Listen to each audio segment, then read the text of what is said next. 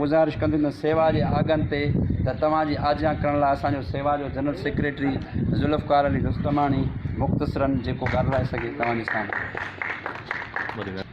साईं जंहिं महफ़िल जी शुरूआति थिए त रबदाणी जी रज़ा जे लाइ ऐं उनजे सोणे जी तारीफ़ लाज़मी आहे। सभई दोस्त दुरूद पढ़ंदा आहियूं अल्लाहुम्मा सल्ली अला मुहम्मद वबारिक वसल्लम। क़ाबिल एतिराम मुंहिंजो सेवा जो सदर मोहम्मद अली घांगरो साहिबु ऐं जंहिं शख़्सियत लाइ अॼु असां हिते सभु गॾु थिया आहियूं, हिन सॼी महफ़िल जो मोर साईं रोशन ब्रह्माणी साहिबु बिल्कुलु जिथां मूं शादी कई आहे, हीअ मुंहिंजे उन्हनि रिश्तेदारनि मां साईं शामिलु थियनि था हुन लॾे में। ऐं अॼु मुंहिंजा जेके क़ाबिल एतिराम दोस्त जेके वेठा आहिनि उनमें मुंहिंजो हिकिड़ो प्यारो ऐं अज़ीज़ दोस्त साईं ग़ुलाम रसूल चांडियो साहिबु, हुनजी मौजूदगी में ऐं तव्हां सभई जेके दोस्त हिते कई आहियो सभिनी खे भलीकार चऊं था ऐं बिल्कुलु मोहम्मद अली जी ॻाल्हि खे तरजीह ॾियूं था।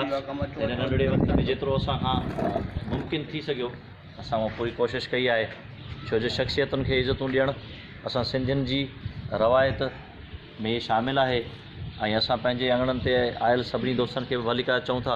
ऐं इन्हनि तमामनि सां ऐं इन्हनि दुआउनि सां साईं रोशन साहिब लाइ दुआगू आहियूं त अल्लाह साईं सदस खे सिहत ऐं ज़िंदगी अता फ़रमाए, उनजी इज़त में ऐं रोज़ी में बरकत अता फ़रमाए। इहे मेला ईअं ई मचंदा रहनि ऐं हिक ॿिए जी दिलुनि में जेके इज़तूं पैदा कयूं आहिनि रब साईं उन्हनि में बि वधारो ईंदो रहे। ऐं तव्हां दोस्तनि खे बि जस हुजे जो तव्हां दोस्तनि खे इहे इज़तूं ॾेई ऐं उन्हनि जी उन हौसलनि खे बुलंद कयो था त वाक़ई जेके साथ आहिनि इहे मोहबतुनि सां क़ाइमु रहनि था।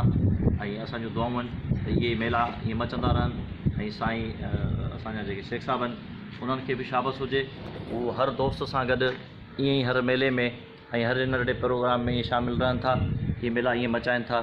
सो दुआगू आहियूं असीं सभिनी दोस्तनि जे लाइ अल्लाह साईं तव्हां सभिनी खे इज़त अता फ़रमाए ऐं तव्हां सभिनी जी ज़िंदगियुनि में बरकत अता फ़रमाए।